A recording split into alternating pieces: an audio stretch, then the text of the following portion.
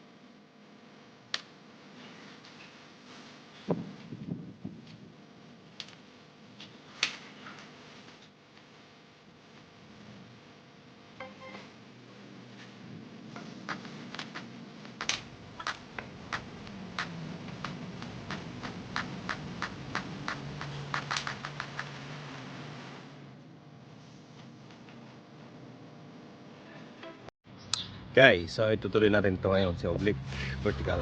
Ito, simulan na natin yung baba. Ayan.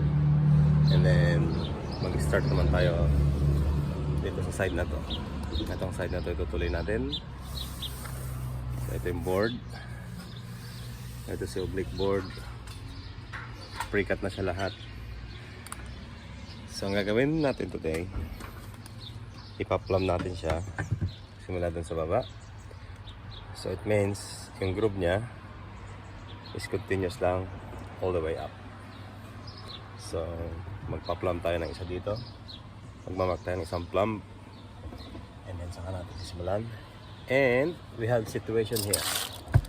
See this flexible bent hose, that one. So ikakat natin siya gamit ang jigsaw. So pretty much same as that one. Okay, all right, let's do it. Let's go.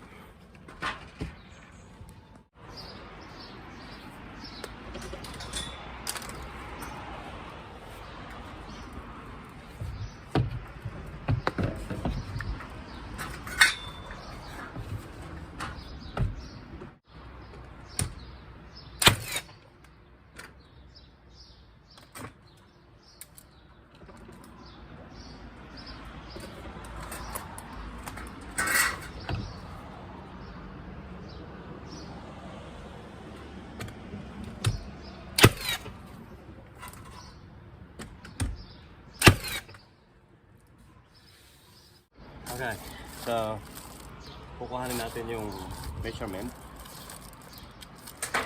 in diameter. Kukuhanin natin yung diameter niya, and then gagamit tayo nitong off-cut.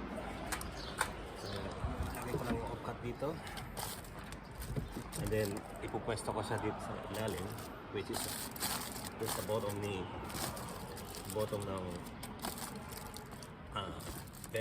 bent hose, flexible hose. And then mark here, markahan ko siya dito. And then susukatin ko sa simula sa bottom up here. So diameter is 160 millimeter. So I'm gonna write it down here, 160 millimeter. And then the height from the bottom,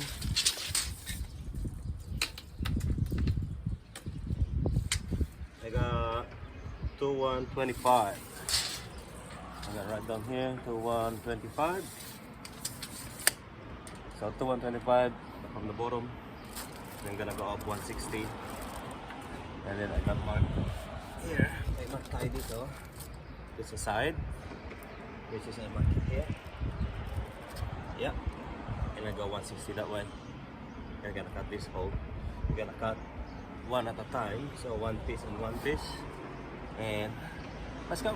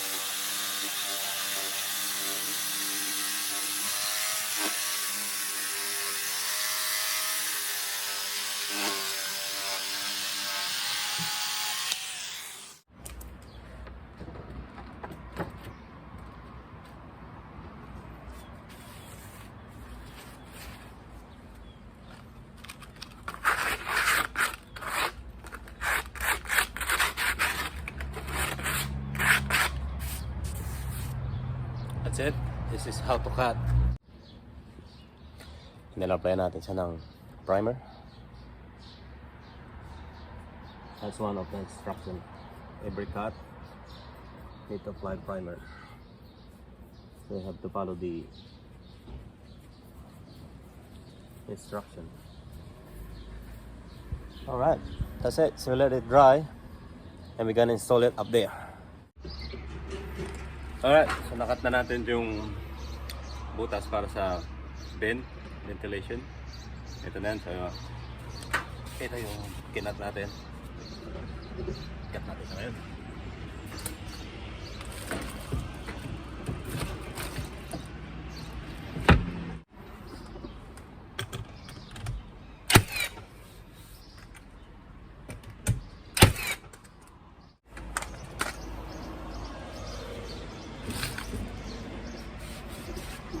Next one.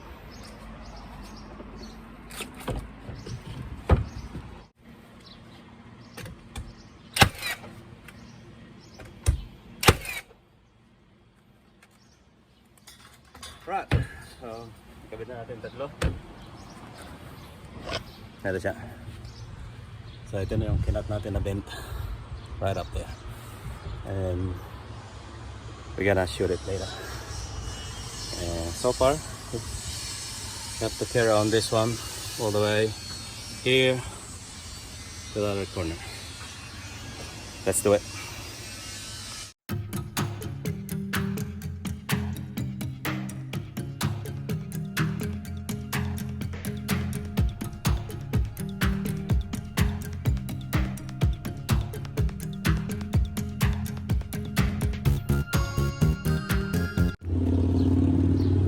Alright, so ito na yung kinat natin kanina.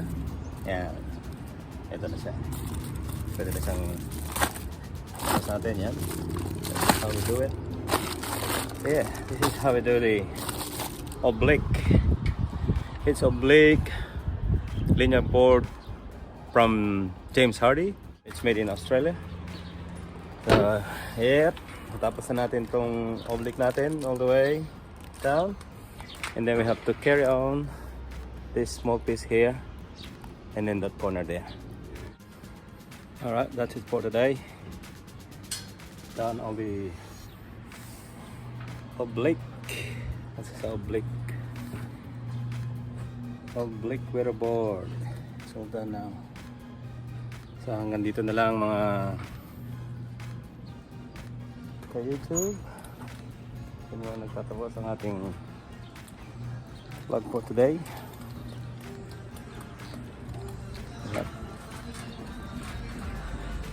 So hanggang sa muli. Hanggang sa muli mga ka-YouTube. Nagpapaalam. Sa ngayon, JRB. So sa mga hindi pa nakasubscribe sa atin, please subscribe our channel. And thank you so much sa lahat ng mga viewers natin. Lahat ng mga walang sawang sumusubaybay sa ating video. So, shout out sa inyo lahat. See you again next time. Bye.